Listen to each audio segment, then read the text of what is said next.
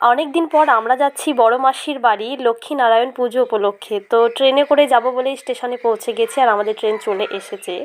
তো ট্রেনে চেপে আমি একটু আমার লুকটা তোমাদেরকে দেখিয়ে দিলাম এক ঝলক। তারপরে ট্রেন থেকে নেমে আমরা ঘাট পার হতে হবে, আর আসার আগে একটা নৌকা ছেড়ে দিল, নাহলে ওই নৌকাতেই যাওয়া হতো।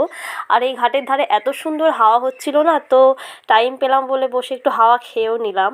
তারপরে দেখলাম যে এখানে এই ঘাটের ধারে খুব সুন্দর সুন্দর সানগ্লাস বিক্রি হচ্ছে। তো কয়েকটা পরার পরে একটাই পছন্দ হয়েছিল, তো ওটাই কিনে নিলাম। তো ফাইনালি এই চশমাটা পরে তোমাদেরকে দেখাচ্ছি। তো এটা আমি নিইনি, তো এই দেখো নৌকাতে উঠে পড়েছি আর এই চশমাটাই আমি চুজ করেছিলাম, তো এটাই নিয়েছি। তারপরে ঘাট পার হয়েই ছোটো মাসিদের সাথে দেখা হয়ে গেল, সাথেই টোটোয় করে চলে গেলাম বড় মাসির বাড়ি। আর এসেই ঠাকুর দর্শন করেছিলাম ফার্স্টেই, তারপরে খাওয়া দাওয়া সেরে দুপুরকার সবাই মিলে ঘুরতে বেরিয়েছিলাম জামাইবাবু দিদিরা। তো একটা দিন এসেছি বলে একটু ঘুরে বেরিয়ে নিলাম, কারণ কালকে আবার চলে যেতে হবে বাড়ি।